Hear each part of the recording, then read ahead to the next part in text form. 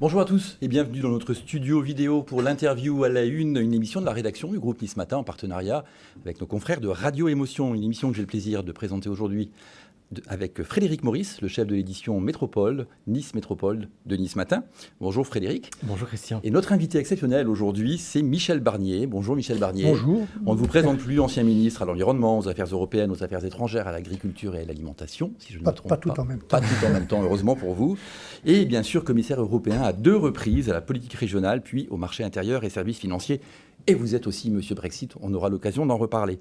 Michel Barnier, bonjour encore et merci d'être parmi nous aujourd'hui. C'est moi qui vous remercie pour votre invitation et je salue les auditeurs et les lecteurs du groupe Nice Matin de Radio Émotion aussi. Frédéric, une première question. Oui, Michel Barnier, vous êtes venu cette semaine à Nice, jeudi précisément, pour participer au Nice Climate Summit, le sommet sur le climat. Le public connaît évidemment votre expertise sur les questions internationales, sur la construction européenne. On connaît moins votre sensibilité à l'environnement, même si vous en avez été le ministre entre 1993 et 1995. Est-ce que c'est une sensibilité qui remonte à loin chez vous? Est-ce que c'est quelque chose auquel vous êtes sensible depuis toujours ou c'est quelque chose qui s'est affiné avec le temps? Non, c'est un engagement très ancien, très précoce, qui date d'ailleurs de l'époque où j'étais militant gaulliste à l'époque et aussi où j'ai eu la chance de travailler avec le premier ministre français de l'Environnement, Robert Poujade, qui était le maire de Dijon, et à qui Georges Pompidou avait confié ce tout premier ministère qu'il a créé de toutes pièces en prenant des bouts de l'équipement, de l'agriculture, des transports. Et en créant ce ministère en 71, j'étais son collaborateur en 73. Il y avait une vraie morale de l'action dans ce ministère que lui-même, Robert Poujade, avait qualifié de ministère de l'impossible. Et après, quand je suis devenu député plus tard, en 78-80, j'ai eu la chance de devenir rapporteur du budget de l'environnement à l'Assemblée nationale et de me spécialiser sur ces questions. Voilà. Donc c'est un engagement ancien parce que je pense que de tous les défis qu'on va affronter, qu'on affronte, et celui-ci depuis longtemps, c'est le plus grave parce que c'est lui qui va changer tout. Toutes nos habitudes de transporter, de cultiver, de faire du tourisme, de produire. J'ai présidé la Savoie pendant 17 ans, lié d'ailleurs à Nice dans l'histoire, jusqu'en 1860. La Savoie, c'est un tiers de son économie sur la neige. Qu'est-ce qui se passe quand il y a 1,5 degré à 2 degrés de plus ? J'ai été ministre de l'Agriculture, le temps des vendanges a été accéléré de plusieurs semaines depuis 20 ans. Donc c'est une réalité que ce changement climatique et il faut se préparer et anticiper. Quel diagnostic vous faites du dérèglement climatique aujourd'hui? Est-ce que vous avez des exemples concrets à nous donner? Et est-ce que vous partagez le point de vue du GIEC sur la question, par exemple? Parce qu'effectivement, là, on voit sur l'enneigement, mais est-ce que, d'une manière générale, les préoccupations alarmistes du GIEC, ce sont aussi vos préoccupations? Mais bien sûr, je me souviens, avant même que le GIEC existe, d'une visite que j'avais faite comme ministre des Affaires européennes. À l'époque, on m'avait envoyé un sommet entre l'Amérique latine et l'Europe en Bolivie. Et j'avais rencontré des chercheurs de l'Orstom, à l'époque, c'était l'Institut français de recherche, qui m'avaient dit une chose qui m'a beaucoup marqué dès cette époque. Selon l'observation qu'ils faisaient de la fonte des glaciers tropicaux en Bolivie, en Afrique, en Indonésie, ils avaient la certitude, m'ont-ils dit à cette époque, ce sont leurs propres mots, que le climat désertique aura gagné le sud de la France, où nous sommes, au milieu du siècle prochain, 2050. Nous sommes presque là. Donc il faut écouter les scientifiques. Vous savez, en matière d'environnement ou d'écologie, on dit penser globalement, agir localement. Absolument. La pensée globale, elle est nécessaire et il faut que ceux qui ont le devoir d'une pensée globale, au niveau européen, au niveau mondial, au niveau national, écoutent les scientifiques. Après, il faut aussi décliner, il faut tenir compte localement des gens, des citoyens qu'on n'écoute pas suffisamment, qui sont plus intelligents que les hommes politiques ne le croient quelquefois, des entreprises sans lesquelles rien n'est possible, et puis des collectivités locales, naturellement. Est-ce que vous pensez raisonnable de croire aujourd'hui qu'on peut gagner la bataille du climat? Vous avez participé jeudi au Nice Climate Summit à une table ronde publique-privée qui portait un peu cette thématique, l'intelligence collective pour réussir la bataille du climat. On peut la gagner ou pas, cette bataille? Il est très tard, mais il n'est pas trop tard. Et si un homme politique comme moi vous dit qu'il est trop tard, il faut qu'il aille faire autre chose. Parce que la politique, c'est de montrer qu'on est capable de changer les choses et d'agir, de créer du progrès. C'est un progrès qui doit être plus sobre, plus économe des ressources des espaces naturels, parce que ces ressources et ces espaces, ici, dans cette grande région du Sud, comme chez moi, ou comme dans le nord de la France, ces ressources et ces espaces ne sont ni gratuits ni inépuisables. Donc il faut que la croissance soit différente. J'avais parlé à une époque d'éco-croissance. Oui, je pense qu'on doit lutter, il n'y a pas de fatalité, mais qu'il est très tard. Le gros de l'engagement de la droite jusqu'ici, puisque vous êtes un élu, vous appartenez au Parti des Républicains, le gros de l'engagement de la droite sur l'environnement, c'est surtout proscrire ce qu'ils appellent l'écologie punitive, c'est-à-dire tout ce qui peut paraître défavorable à la vie des habitants au quotidien. Est-ce que vous pensez vraiment qu'on peut atteindre la neutralité carbone en affichant comme objectif surtout éviter l'écologie punitive? Avec beaucoup de respect pour vous, ce n'est pas vraiment la ligne qui est la nôtre, aux Républicains. D'abord, nous n'avons pas de complexe. Très franchement, j'ai parlé de Georges Pompidou, qui a été le premier président français, il était de droite, d'une droite humaniste, a créé le ministère de l'Environnement. Et toutes les grandes étapes en matière d'environnement, j'en ai franchi quelques-unes avec la loi Barnier, la création de la Commission nationale du débat public, et le Grenelle de l'environnement, c'était sous Sarkozy. Donc on n'a pas de complexe à avoir d'une écologie humaniste et concrète, pas d'une écologie punitive. Et aujourd'hui, nous relevons ce flambeau, nous le gardons droit devant nous. Éric Ciotti organise le 10 octobre avec Antoine Vermorel, le jeune député de la Loire, la nuit de l'écologie à Paris. Nous sommes très engagés sur ces questions. Mais en effet, à un moment donné, à partir d'une pensée globale qui doit être éclairée par la science, qui ne doit pas être dominée par la technocratie, il faut que les gens soient dans le coup. Il faut faire attention aux gens, aux agriculteurs, à qui on dit vous devez produire moins pour polluer moins. Moi, je pense qu'on doit produire plus et polluer moins. C'est possible grâce à du temps, grâce à de la compréhension, des aides, et puis aussi grâce à la science et à la technologie. Donc oui, nous nous opposons à cette forme d'idéologie de certaines parties de la gauche extrême, et puis des Verts qui sont très idéologues et qui ne font pas attention suffisamment aux gens. Il faut que les objectifs qu'on veut atteindre soient acceptables et acceptés. Mais vous misez beaucoup quand même sur les progrès de la science, de la technique. Est-ce que ça sera la panacée? Est-ce que ça sera suffisant? Non, il faut des règles. Il faut des règles. Les objectifs européens sont d'ailleurs de bons objectifs.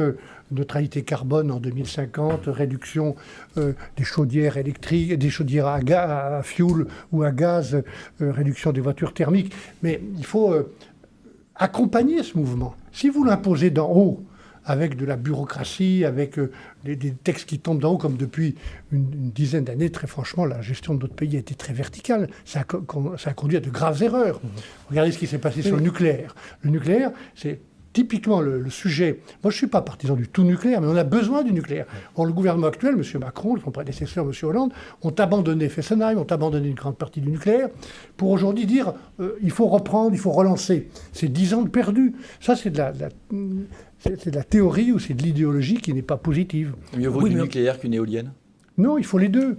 Il faut du nucléaire. On voit bien que dans notre mix énergétique, sans le nucléaire, on n'a pas d'électricité aussi bon marché, mais on a besoin de développer les énergies renouvelables. Et moi, je crois d'ailleurs davantage au solaire. J'ai d'ailleurs créé en Savoie l'Institut national du solaire, à Technolac.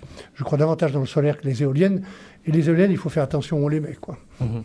Quand vous êtes venu à Nice, M. Barnier, en avion ou en train? Je venais en avion. Quand vous prenez un avion, est-ce que vous avez... très souvent le train. Quand vous prenez un avion, est-ce que vous avez un sentiment de culpabilité? Je pense qu'il ne faut pas prendre l'avion ou faire attention quand on le prend à y être obligé, parce qu'il y a des endroits où on ne peut aller qu'en avion. J'aurais pu prendre le train, je prends souvent le train pour venir dans le Midi, mais je n'ai pas de culpabilité, mais je fais attention parce que je fais attention. Et d'ailleurs, quelles sont vos bonnes pratiques personnelles en termes de protection de l'environnement? Est-ce qu'il y a des choses comme ça que vous du quotidien, peut-être? J'ai fait un bouquin, il y a une trentaine d'années, au moment où je publiais un rapport sur l'environnement avec une centaine de mesures. Et ce rapport, je l'avais appelé « Chacun pour tous ». Chacun pour tous. C'est-à-dire chacun a un rôle pour tout le monde. Ce n'est pas le chacun pour soi. C'est l'effet colibri. Ce n'est pas non plus le un pour tous, fédéral. C'est chacun pour tous. Et oui, très modestement, mais de manière très tenace, je fais attention au tri des déchets, je fais attention à la consommation d'eau, plus de douches que de bains. Je circule en vélo à Paris, un vélo non électrique, mais ça c'est une question de sport aussi, parce que je reste très, très engagé sur la question sportive. C'est une nécessité vitale pour tout le monde, je pense. Alors Michel Barnier, nous sommes toujours très très dépendants des énergies fossiles et on voit que la hausse des carburants est un vrai casse-tête pour le gouvernement, au-delà d'être un casse-tête aussi pour les Français qui paient ce carburant de plus en plus cher. Nous vous avions reçu en mars 2022 dans Face au territoire sur TV5 Monde et vous aviez évoqué la question, on va vous écouter. S'agissant de l'essence, puisque c'est une partie du sujet aujourd'hui, dans l'urgence, je pense qu'il faudrait plafonner le revenu des taxes que touche l'État. Il n'y a aucune raison que l'État s'enrichisse quand les Français s'appauvrissent. C'est ça, le gouvernement s'y refuse, il a tort. Je viens de vous dire, il ne s'agit pas de supprimer les taxes. Il s'agit de constater que, en raison de l'augmentation du prix du baril, et donc chez nous, pour chaque Français, du prix du litre de fioul ou d'essence, les taxes augmentent et que l'État s'enrichit mécaniquement quand les Français s'appauvrissent. Michel Barnier, vous êtes toujours favorable à un plafonnement des taxes sur les carburants ? Oui, je pense qu'il faut faire un effort structurel sur le prix de l'essence et du carburant en baissant certaines taxes, oui. Plutôt que de multiplier des mesures. Une fois on dit on ne va plus aider les Français, un autre jour le président de la République annonce un peu contre l'avis de son Premier ministre, de sa Première ministre ou de son ministre des Finances, une nouvelle aide. Tout ça c'est un peu du bricolage. Même si c'est utile, je pense l'État devrait faire lui-même l'effort. Et tout ça, ça exige aussi une autre gestion des finances de l'État. Je suis très inquiet d'une chose. Et nous portons ce message avec Éric Ciotti et notre formation politique, qui est celle du sérieux, de la responsabilité dans les finances publiques. Vous savez, la charge de la dette est devenue le premier budget de l'État, bien avant l'éducation nationale. Et il y a une vraie inquiétude sur ce qu'on va laisser aux générations futures. On parlait d'écologie tout à l'heure, messieurs. La dette, elle est écologique, elle est aussi financière. Et ça, je trouve que c'est assez irresponsable. Alors vous parliez justement du gouvernement, du président Macron. Dimanche, il a été très critiqué par les écologistes après les annonces qu'il a faites. Est-ce que, d'après vous, il en fait assez, pas assez, trop ? Ça dépend des moments, parce que d'abord, il parle beaucoup et souvent, peut-être trop, non, je ne dirais pas qu'il en fait trop sur les questions d'écologie. Il n'a pas fait au bon moment, à certaines occasions. Je vais parler du nucléaire qu'on a laissé tomber pour le relancer. Je trouve d'une manière générale qu'on n'a pas toujours fait les bons diagnostics au début du premier quinquennat, mais ce qui se fait sur l'écologie, la planification qui est annoncée, le fait qu'elle soit placée sous la responsabilité de Mme Borne, le Premier ministre, qui est une femme tenace, c'est une bonne orientation. Parce que moi, j'ai été ministre de l'Environnement et j'ai souffert, malgré la confiance du Premier ministre, M. Balladur, qui était très solide à mon égard, j'ai souffert d'être un peu isolé dans le gouvernement. Ces sujets sont tellement graves, tellement transversaux, qu'il faut que ce soit le Premier ministre qui les gère. Alors, de la France à l'Europe, il n'y a qu'un pas que vous avez régulièrement franchi dans votre carrière. Parlons un peu d'Europe, mais continuons à parler d'écologie. L'Union européenne en fait-elle assez pour la protection de l'environnement et contre le dérèglement climatique ? Qu'est-ce que vous pouvez nous dire là-dessus ? Ça a été évoqué aussi lors du Nice Climate Summit, cet engagement européen sur l'environnement. Oui, j'ai été interrogé dans ce sommet de Nice sur la dimension européenne, qui est la bonne dimension. Ces sujets sont globaux. J'ai dit penser globalement, agir localement.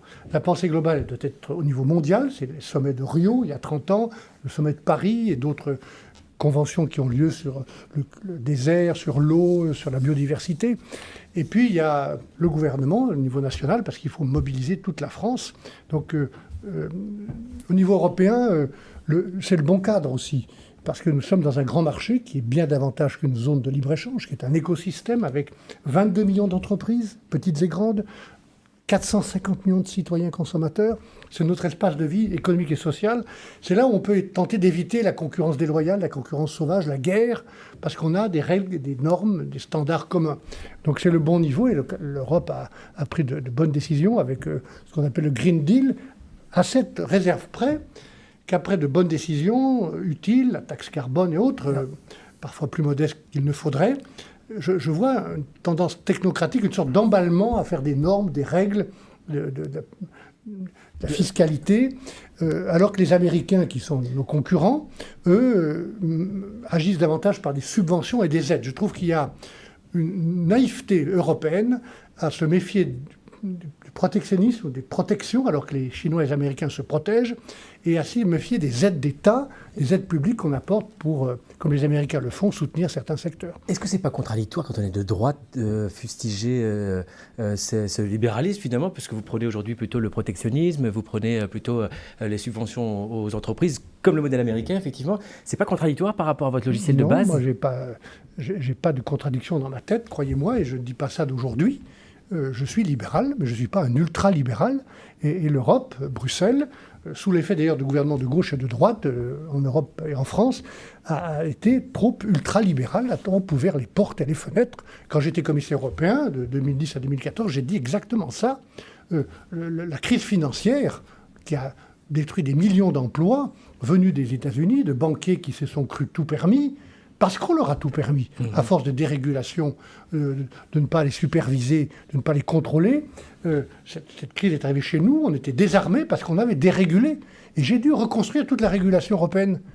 En 5 ans, j'ai fait 41 lois de régulation sur chaque marché, chaque produit, chaque secteur, pour remettre de l'ordre, de la transparence, un peu de morale ou d'éthique, là où elles avaient disparu. Je suis libéral, mais le libéralisme, quand vous regardez un des pères fondateurs du libéralisme, Adam Smith, il parlait d'éthique et de morale, et c'est ça qu'il faut rétablir. À propos de ligne politique, quel serait le meilleur candidat pour les Républicains aux européennes ? On sait qu'elles auront lieu au mois de juin.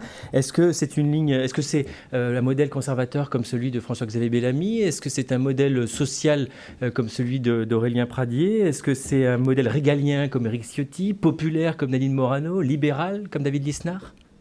Mais voilà, vous avez À moins que cité... ce ne soit le vôtre, le modèle. Oui, vous avez cité des personnalités qui ont tous et toutes des différences, des sensibilités complémentaires, une valeur ajoutée. Et donc il faut mettre tout ce monde ensemble, comme d'ailleurs Sarkozy l'avait fait en 2009 quand il m'a demandé de mener la liste. J'étais ministre de l'Agriculture et de la Pêche. Il m'a demandé de mener la liste nationale, de coordonner la liste nationale, et on a fait 30% des voix, 30%, en parlant aux Français qui avaient voté non. Il y en a beaucoup qui nous écoutent, à ceux qui ont voté oui. Aujourd'hui, il faut parler à la fois à des gens qui ont une sensibilité souverainiste, qui ont tendance devant les crises à se replier, et puis ceux qui savent qu'il faut être ensemble, pas n'importe comment, pour exister, pour ne pas être dépendant. Si on n'est pas ensemble, on est foutu. Par rapport aux Chinois et Américains, on est foutu. On devient sous-traitant et sous influence des Chinois et des Américains. Moi, je ne me suis pas engagé en politique quand j'avais 15 ans, derrière De Gaulle, pour qu'on soit sous-traitant. Donc je pense qu'il faut parler à tout le monde. Et vous avez prononcé 2 mots dans la même phrase. Qui, comme candidat... Ouais. Et quelle ligne ? Nous avons, avec Éric Ciotti, décidé de privilégier la ligne politique. Et nous travaillons ensemble avec François-Xavier Bellamy et ceux que vous avez cités.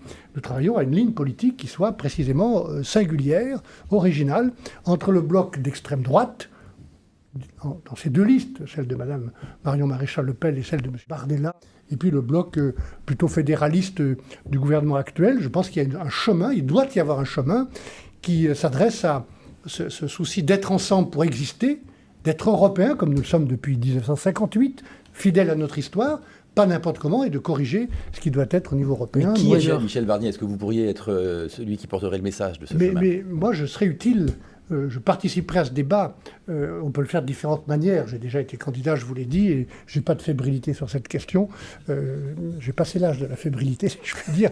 Donc je participerai à ce débat avec la même capacité d'indignation et d'enthousiasme que celle qui m'anime depuis que j'ai été élu au suffrage universel.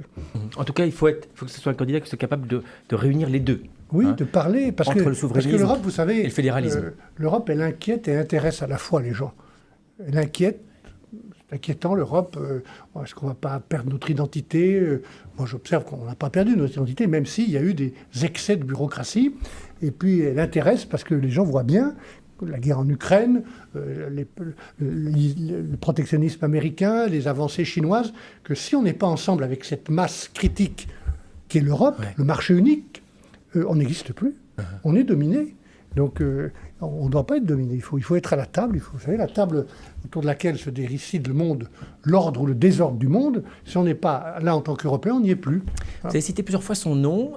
Comment vous jugez la première année quasiment de présidence d'Éric Ciotti à la tête des Républicains ? Je la juge de manière positive parce que je suis à ses côtés pour m'occuper des questions internationales et européennes et le conseiller quand il en a besoin. Mais je le juge très positivement. Il fait preuve de beaucoup d'humanité, d'écoute, de tolérance. On n'a pas toujours eu les mêmes idées, on a même été en concurrence à une époque, mais je le juge très positivement.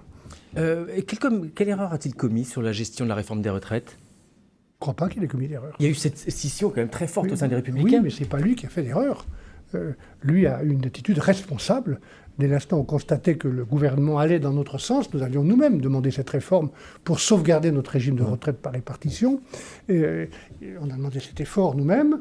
Le gouvernement était dans ce sens-là. Il nous a écoutés sur beaucoup d'amendements. Et à ce moment-là, Éric Ciotti, comme d'ailleurs Olivier Marleix, le président du groupe des députés LR et naturellement également le président du groupe au Sénat, qui vient d'ailleurs d'être conforté, Bruno Retailleau, ont décidé de dire nous allons adopter ce texte enfin, en responsabilité. Il y a eu une vingtaine de frondeurs malgré tout. Hein. Oui, bien sûr. C'est eux qui ont commis l'erreur, c'est pas Éric Ciotti. C'est pas Éric Ciotti. Nous continuerons d'avoir une attitude à l'égard du gouvernement indépendante et libre. Et quand les projets sont positifs, quand on peut les rendre positifs par des amendements, nous les soutiendrons. Alors, vous avez été majoritairement plutôt derrière le gouvernement sur cette affaire des retraites. En revanche, vous êtes assez dur aux Républicains avec la politique du gouvernement et Emmanuel Macron en particulier. Et parfois, vous êtes beaucoup plus tendre, entre guillemets, bien sûr, avec Marine Le Pen ou Éric Zemmour sur des questions régaliennes identitaires. Qu'est-ce que vous dites à ceux qui considèrent que, du coup, vous pourriez faire une alliance sur au moins ces questions-là avec ce parti d'extrême droite? Et je vous dis qu'il n'en est pas question. Voilà. Il n'y aura aucun compromis, aucune faiblesse à l'égard de l'extrême droite. Vous dites, vous avez été tendre, non. Ils font un vous constat. Personnellement. Hein, non. Sait, mais... Moi-même, quand j'étais engagé dans la primaire, je me permets de vous le rappeler, j'ai fait des propositions très fortes sur un moratoire. Je crois avoir été le premier à proposer, à prononcer ce mot de moratoire. Ça ne veut pas dire une interdiction de l'immigration. On stoppe pour mettre à plat et regarder les procédures, les détournements, les abus. J'ai proposé une révision constitutionnelle avec un référendum. On n'a pas attendu Mme Le Pen, on ne l'attendra pas, pour traiter les problèmes qui intéressent les Français. Et je recommande de faire attention aux préoccupations des Français qui sont sur ce sujet-là, et comme sur d'autres, très, très inquiets. Et ça peut conduire à des situations improbables. Vous savez, j'ai géré pendant 5 ans, vous l'avez rappelé tout à l'heure, un événement qui était improbable en Angleterre, absolument improbable, qui était le Brexit, et qui s'est produit. Donc je dis qu'on doit traiter les problèmes qui inquiètent les Français, et une immigration que plus personne ne contrôle, des abus, des détournements de procédures, parfois des abus liés à la jurisprudence européenne qui domine la volonté nationale.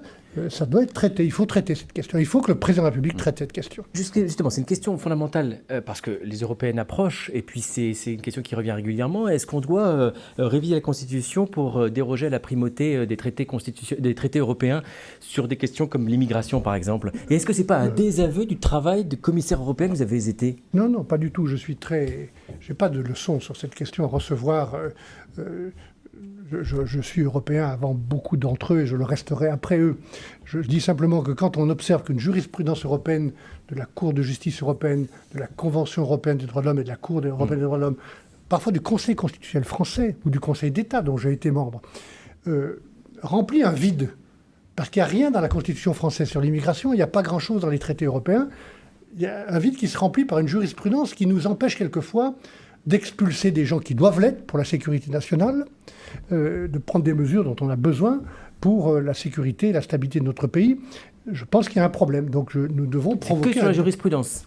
Nous devons, ça n'est pas sur cette européens. question-là, et pas en général, surtout pas en général, nous devons dire qu'il y a un problème lié à la jurisprudence européenne et provoquer un débat européen, y compris pour peut-être réécrire certaines parties de cette Convention européenne des droits de l'homme. Cette précision sur la jurisprudence, elle n'a jamais été prononcée jusqu'ici par les responsables des Républicains. Mais si, c'est exactement ce que nous disons. On entendait les traités européens de manière générale. Non, ce n'est pas du tout une question générale, c'est uniquement sur cette question-là. C'est la proposition que j'avais faite pendant la primaire et que nous avons faite avec les 2 groupes du Sénat et de l'Assemblée il y a quelques mois pour dire au président de la République, c'est une question sérieuse, cette question nous empêche de prendre des mesures de sécurité nationale, et il faut pouvoir poser cette question au niveau européen. Après ça, c'est pas la seule question liée à l'immigration. On voit bien, quand on regarde ce qui se passe à Lampedusa, ce qui se passe à l'Est, qu'on a besoin d'une vraie réponse européenne qui n'est pas encore construite.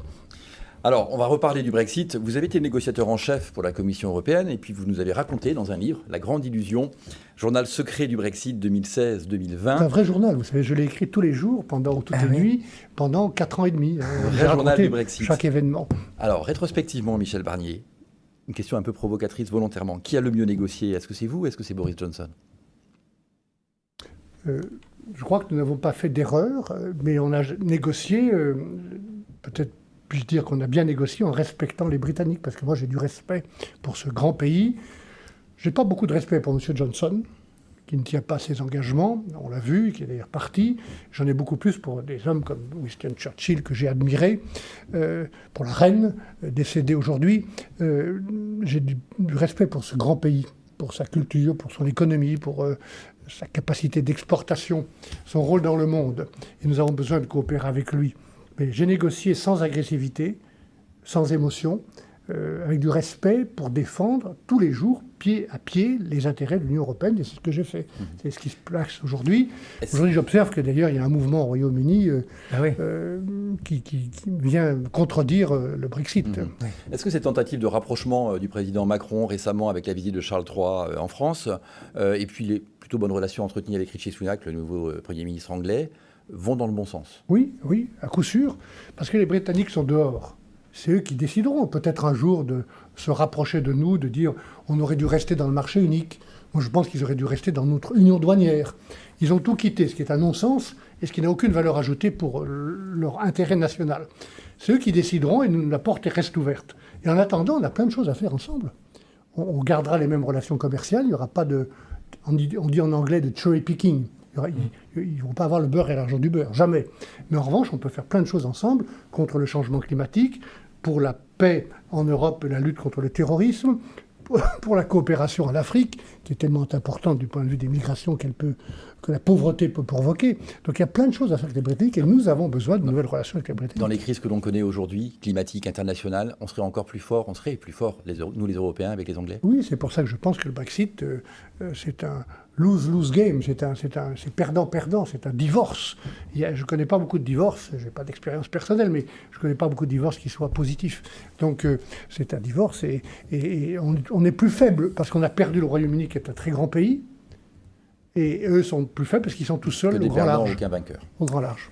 À l'occasion de la sortie de son nouvel ouvrage, Nicolas Sarkozy, l'ex-président de la République, a pris concernant l'Ukraine une position à rebours de celle de la France. On l'écoute si vous voulez bien. Mais il y a deux façons de gagner une guerre. Soit vous anéantissez l'adversaire, soit vous discutez avec lui et vous trouvez un compromis. En France aujourd'hui, on ne peut parler de rien. Vous prononcez le mot immigration, vous êtes un raciste. Mais restons Vous dites, il y a un problème dans les banlieues, oh là là, vous êtes d'extrême droite. Et vous dites, attention, c'est grave, on est en guerre aujourd'hui avec une puissance nucléaire, et là vous êtes accusé d'être un suppôt de Poutine. Donc votre solution... Comment on sort de ça?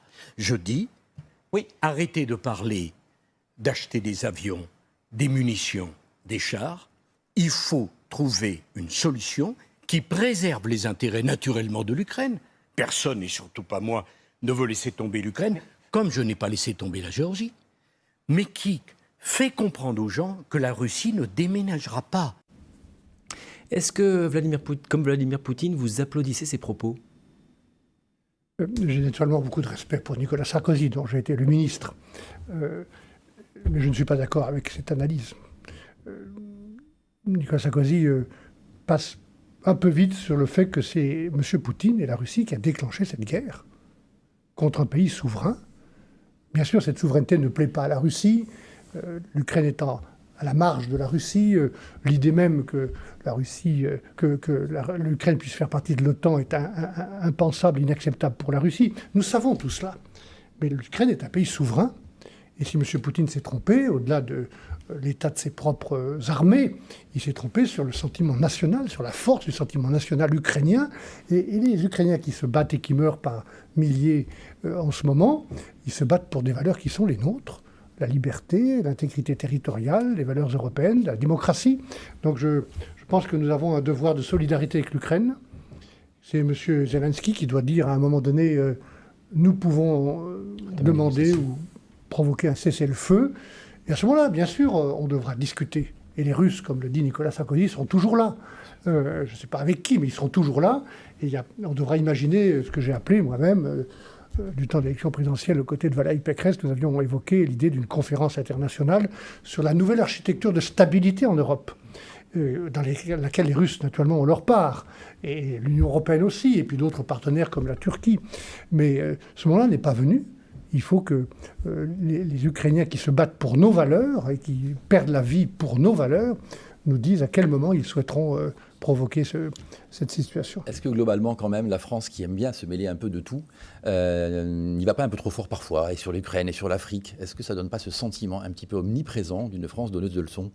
Oui, vous avez raison d'évoquer ce sentiment. Et je pense aussi que nous sommes dans notre rôle en Ukraine au sein de l'Union européenne, en soutenant ce pays qui se bat pour nos valeurs et pour sa propre liberté. Je pense qu'en Afrique, c'est une autre question que celle d'une politique qui est parfois un peu nostalgique, d'un passé qui n'existe plus, avec de nouvelles générations africaines qui arrivent à l'âge de voter. La France-Afrique, c'est vraiment fini pour vous? Oui, je souhaite que ce soit fini, parce qu'on voit bien que si ce n'est pas fini, on est mis dehors. Donc je pense qu'il faut avoir une présence qui ne soit plus militaire en Afrique, et qu'elle soit davantage notre coopération civile, axée sur l'éducation, sur la santé, sur les transports, sur le développement agricole, et que d'une manière générale, à l'égard de cet immense continent qui va avoir 2 milliards d'habitants dans quelques années, 2 milliards d'habitants, dont la moitié auront moins de 18 ans, qui n'a pas d'électricité, à l'égard de ce continent immense qui est juste là, à 14 km de nos côtes, nous ayons une réponse davantage européenne. Voilà, je suis partisan d'un nouveau contrat entre l'Union européenne et l'Afrique. Alors sans transition, mais toujours dans l'international, on passe de la réelle politique au sport. Nous aurons les Jeux Olympiques 2024 à Paris bientôt. Vous avez été la cheville ouvrière avec Jean-Claude Kelly de ces magnifiques Jeux Olympiques d'Albertville en 1992. Et puis la France candidate, les régions Auvergne-Rhône-Alpes et Sud, à l'organisation de ceux de 2030, Jeux d'hiver, je précise. J'ai envie de vous demander, est-ce que c'est écologique et raisonnable? Je pense qu'on a toujours raison, nous Français, d'avoir l'ambition d'accueillir de grands événements. Qu'il s'agisse de la Coupe du Monde de rugby actuellement, des Jeux Olympiques qui vont être une réussite à Paris sous l'autorité de Tony Estanguet. Et puis de cette idée nouvelle, que je crois bonne, d'avoir une candidature pour 2030 où il n'y a pas beaucoup de candidats, où il y a donc une ouverture possible pour une candidature des Alpes françaises, du Sud et du Nord. Et écologiquement... Mais quel gage vous pourrez donner de ce point de vue-là? Le gage, c'est qu'on peut organiser les Jeux demain matin. Il y a tous les équipements. Tout est là. Tout est là. Le stade L'héritage de 92. Le stade de Nice peut-être, les pistes de ski, les stades de ski de fond en Haute-Savoie et en Savoie, nos pistes de ski de fond, de ski alpin où on a organisé les championnats du monde de Méribel et de Courchevel. 30 ans après les Jeux d'Albertville que j'ai présidés avec Jean-Claude Kelly, tout fonctionne. Toutes les patinoires fonctionnent, les pistes de bobsleigh, la piste de bobsleigh, équipement improbable, et les tremplins de Courchevel, tout fonctionne, tout est utilisable. Donc demain matin, quelques mois de préparation, on peut organiser des Jeux d'hiver entre les Alpes du Sud et les Alpes du Nord. Oui, je pense que c'est une bonne idée, c'est pas gagné. La proximité de ceux de 2024 organisés déjà en France n'est pas un handicap? Je crois pas. On a vu déjà dans l'histoire aux États-Unis ou ailleurs, en Chine même, une proximité forte entre les Jeux d'été et les Jeux d'hiver. Je pense qu'on a des qualités pour cela, on a les équipements pour cela, on a les forces. Il faut aussi que les deux régions s'entendent bien, qu'on laisse de côté les querelles. Il faut aussi convaincre les gens qui sont soucieux légitimement d'écologie que ces jeux peuvent être des jeux encore plus qu'avant, des jeux durables, écologiques, sans équipement nouveau, avec des jeux décarbonés. Je pense qu'on peut le démontrer. Il faut que tout le monde soit à bord pour les jeux. Et riche de votre expérience, et bien sûr, si on vous le demande, est-ce que vous souhaiteriez vous impliquer dans cette candidature?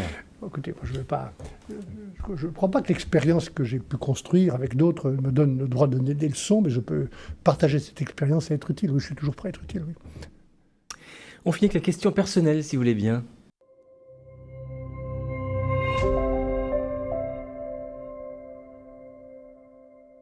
On se souvient que vous aviez salué le discours de la Sorbonne du président Macron donc sur l'Union européenne. On sentait alors une volonté chez vous de vous ouvrir à ce président, pourquoi pas de se rapprocher de lui. Qu'est-ce qui fait qu'avec le temps, vous êtes tant éloigné de lui? Ou lui de moi, enfin... Bien sûr, mais là c'est vous qui étiez en plateau. Oui. J'ai été attentif et intéressé par le fait que ce jeune président tienne un discours à la Sorbonne, dans lequel d'ailleurs j'ai retrouvé beaucoup d'idées que j'avais moi-même défendues ou écrites auparavant, et j'en étais très heureux. Après, j'ai trouvé que la gestion du pays a été, pendant ces 5 premières années de son quinquennat, très solitaire, parfois un peu arrogante.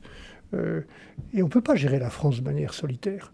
Le président de la République, il doit présider. Le gouvernement doit gouverner. Là, on a un président qui a présidé et gouverné à la fois. Vous avez été le ministre d'un hyper-président. Oui, c'était déjà en marche, cette manière pour le président de gouverner à la fois. Mais le général de Gaulle laissait M. Pompidou gouverner. Hein. Et donc je pense que c'est pas bien gérer la France que de la gérer de manière trop solitaire, parce qu'on a besoin du Parlement et de le respecter. On a besoin des collectivités locales que le président a maintenues au bout de la canne pendant trop longtemps. On a besoin des syndicats. On a besoin des églises, des associations. On a besoin de tous les bénévoles. Je trouve que on a tellement de problèmes. Il y a tellement de sentiments d'injustice ou d'exclusion. On l'a vu avec les Gilets jaunes. Il y a beaucoup de pauvreté dans ce pays. Il faut remettre les gens ensemble, qu'ils soient fiers. C'est pour ça que je suis favorable aux grands événements qui sont des moments d'unité et de fierté nationale. Mais on a besoin aussi d'associer tout le monde, davantage de respect. Vous savez que pendant la primaire, je n'ai pas de nostalgie, je ne regrette pas de m'être engagé. Arrivé troisième. J'avais dit, respecter les Français, faire respecter la France. Respecter les Français, faire respecter la France. Et je reste sur cette idée que notre pays a besoin de respect à tous les niveaux. Merci infiniment, Michel Barnier, d'avoir accepté notre invitation. Merci beaucoup à Sophie Doncet, Philippe Bertini pour la réalisation de cette émission et à Christelle Benjamin pour sa préparation. Merci, Fred, de nous avoir accompagnés. Avec plaisir. C'est une émission que vous pourrez revoir sur les sites internet du groupe Nice Matin ainsi que sur celui de Radio Émotion. Nous vous souhaitons à tous une excellente journée.